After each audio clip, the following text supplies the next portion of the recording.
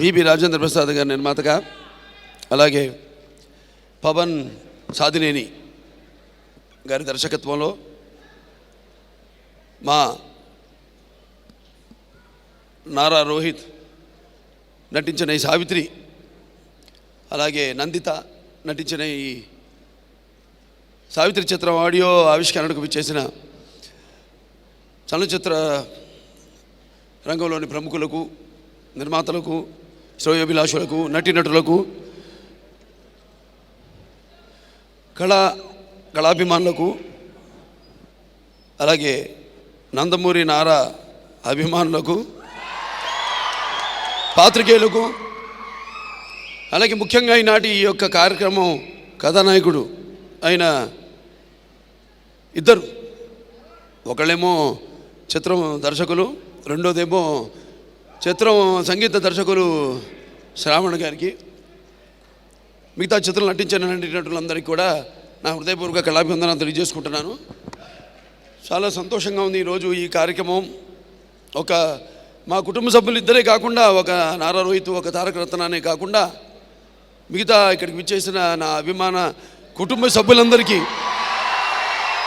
వాళ్ళ సమక్షంలో ఈ యొక్క ఫంక్షన్ చేసుకోవడం అన్నది చాలా సంతోషంగా ఉంది. ఎందుకంటే నేను ఎక్కువ భాగం నేను చిత్రంలో నటించిన పాత్రలు, ఆ చిత్రంలో నాతో ఉన్న సత్సంబంధం, బంధుత్వం, వాళ్ళతో, తర్వాత ఎక్కువగా నా అభిమానులతో, అలాగే నా నియోజకవర్గ ప్రజలతోనే నేను ఎక్కువ గడపడం జరుగుతుంది.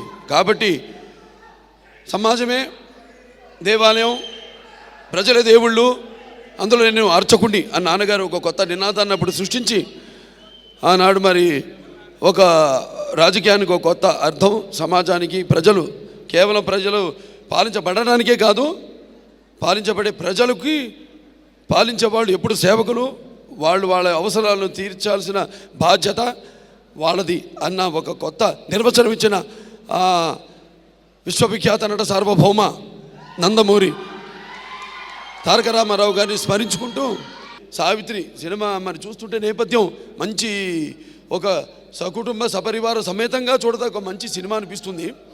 సావిత్రి అని కానీ మరి నాకు గుర్తొస్తుంది మన లెజెండ్ సినిమాలో డైలాగ్, వినాశ్రియం జననం నాస్తి, వినాశ్రియం జననం నాస్తి, వినాశ్రియం గమనం నాస్తి, వినాశ్రియం జీవం నాస్తి, వినాశ్రియ సృష్టి రేవ నాస్తి అని. అంటే స్త్రీ లేనిదే జననం లేదు, స్త్రీ లేనిదే గమనం లేదు, స్త్రీ లేనిదే జీవం లేదు, అసలు స్త్రీ లేనిదే సృష్టి లేదు అని. Even God's must be born out of their mother wombs. చివరికి ఆ దేవుడు కూడా ఆ తల్లి కడుపునే పుట్టుండాలి అని. మరొకసారి అందరూ కూడా ఈ చిత్రం ఘన విజయం సాధించాలని మనస్ఫూర్తిగా కోరుకుంటూ ఇక్కడికి విచ్చేసిన అందరూ కూడా, ముఖ్యంగా పాత్రికేయులకు, అలాగే నా నందమూరి నారా అభిమానులందరికీ కూడా నా అభినందనలు తెలియజేసుకుంటూ నేను సెలవు తీసుకుంటున్నాను.